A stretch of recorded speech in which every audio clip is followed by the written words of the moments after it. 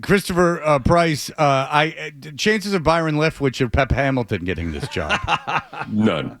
No. Is it a bad look? We were talking about how bad a look this really is. The Crafts hurried through these two things so they could get them over with before Vrabel came to town. Yeah, I think you could argue that it was a bad look. And look, at the same time, too, and I said this to someone on social media last night, where there's benefit, even if it is kind of rushed and even if everyone has the same level of understanding about these interviews, there's a benefit to having those guys in and talking to them, especially in my mind, Hamilton. Hamilton's been around for years. He's coached at a ton of different quarterbacks.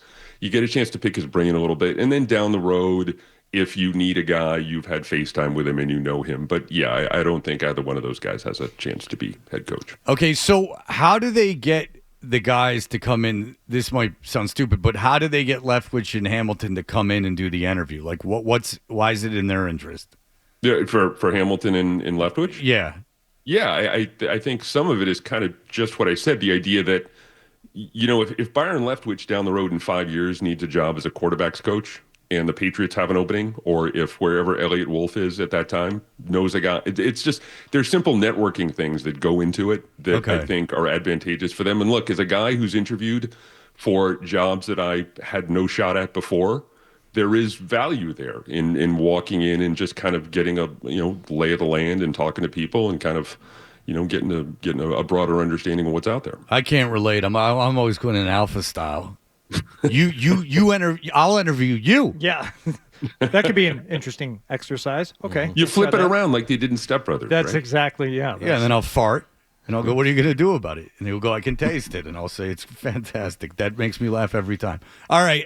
So there's reasons for these guys to come in that we can wrap our heads around. But is there any discussion outside of Mike Vrabel that's worth having? Is there anyone else who could say, don't sleep on this guy getting the job? Brian Flores. Really? I think even though he's going to bring some baggage into that interview because of the lawsuit and the history there, I think Flores still works for some people in the building. But look, Vrabel's the guy. He is plan A, plan B, and plan C. And then you get him in place ideally, and then you can kind of start the process of figuring out what sort of role the GM is going to have, filling out the coaching staff, all that. But yeah, right now, Vrabel's the top choice. Okay, so is the idea that he comes in tomorrow and he doesn't leave? That's the idea? Yeah, not to put too fine a point on it, but yeah, they want to keep him in the building. Right. They want to get a deal done as soon as possible. Talking to people in the organization, they want to get this thing done within like a week. And so they are very much fast tracking it. Obviously, we saw it, yesterday with Hamilton and Leftwich. They want to get their guy. They want to get Vrabel in here as soon as possible, get him to sign on the dotted line and kind of get things rolling. How much do you think the Crafts are going to change the way the team does business? We spent a lot of time talking about this yesterday. I mean, it's fine to get a new head coach, but don't miss out on an opportunity to restructure your organization and have more people in that can do more things. Yeah, I think there is something to that one of the things that really didn't help Gerard out at all was the fact that he didn't have a lot of people around him. And I think that some of that may have been the carryover from, the previous administration where Bill didn't have a lot of people around him. And I think they kept it kind of lean when Gerard could have used more people. If they go with Vrabel, I think they're probably going to strike a middle ground there. They're not going to bring in a bunch of people, but they will probably bring in more, assistant GMs and, kind of overhaul everything in that respect. But yeah, I think that they've learned their lesson a little bit when it comes to setting a new coach up for success, because they hadn't had to do it for such a long time. And they're humble enough to modernize the operation because, everything you hear is that they operate unlike any of the other NFL teams, and it's going to take a major overhaul, like creating multiple new positions and everything else. I don't think they're going to go crazy and all of a sudden add 1 million new people, but I do think that they are going to take a hard look at football operations and see where people are needed. Look, this is also a franchise too, Fred, they're building that new, building and the practice facility, and they're kind of coming into I don't want to say the 21st century, but they're kind of they're making changes and they're doing things that they need to do to be able to be in step with the rest of the league. Okay, so what was it? Just that Belichick operated a certain way, the Crafts? Because like, it sounds stupid now, but stuff like the weight room and the facilities were the Crafts even aware that there were problems with that stuff? Did Belichick just keep all the problems like away from them, or was it because the alternative would be like the Crafts just didn't want to spend money? But I don't believe that's the case. No. Look, you're winning. It solves not everything, but just about everything. No, that's what I'm saying. Is that go ahead. So like Belichick, like as far as the Crafts were concerned, they're winning and everything's great. And then so what I'm envisioning is they're winning, everything's great.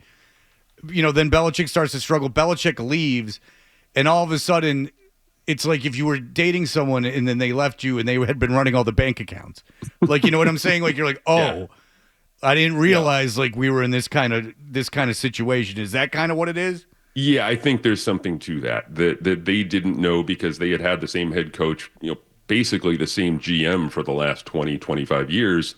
And things all of a sudden changed, and it took them a little while to get their bearings. And I think this may have been a wake-up call for them and for the franchise that they need to do things a little bit differently moving forward. Again, I'm not saying that they're going to overhaul everything and it's going to be a completely new, organizational flow chart, but I think that they've had to take a hard look at the way they've done their business. And I would think that they've learned their lessons, what's happened over the last 18 months, 24 months. I was reading an article from Chad Graff this morning in the Athletic, and he was competitor. He was detailing how bad things were behind the scenes that last month. I mean, what can you tell us about some of the things? He's talking about Mayo struggled with discipline. He would hang out with players in the back of the plane after a loss. Just weird stuff that you don't see other head coaches do or other head coaches struggle with. Was it really that bad?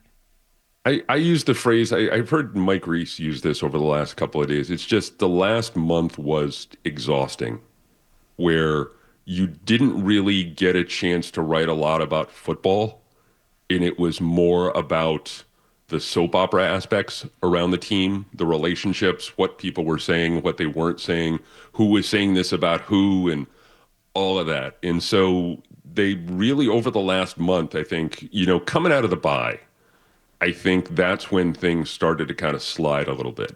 And that's when you heard the backbiting. That's when you heard, more and more of, Keon White. And I'm not saying this is necessarily a bad thing, but Keon White speaking out more and more.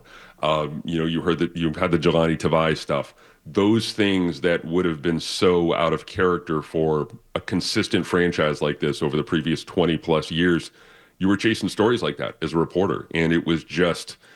Again, I'll go back to the same thing I said before. There was not a lot of writing about football over the last month or so, and that made things it made things very different for, as a guy who's covered the team for 20, 21 years now, you being used to write about football, it was just a little different. Yeah, I just wonder going forward if you're talking about organizationally, the team obviously needs a shakeup in the way they do a lot of things, and coaching is happening first and foremost. The draft process and the personnel decisions, some of that right now largely unchanged. How much can be shaken up if the people in place so far haven't changed?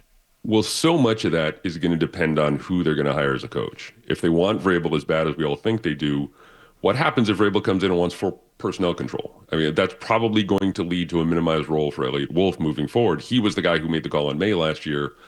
But, who knows what's going to happen this year. If Vrabel's going to want his own guy, or maybe Wolf and Vrabel can coexist.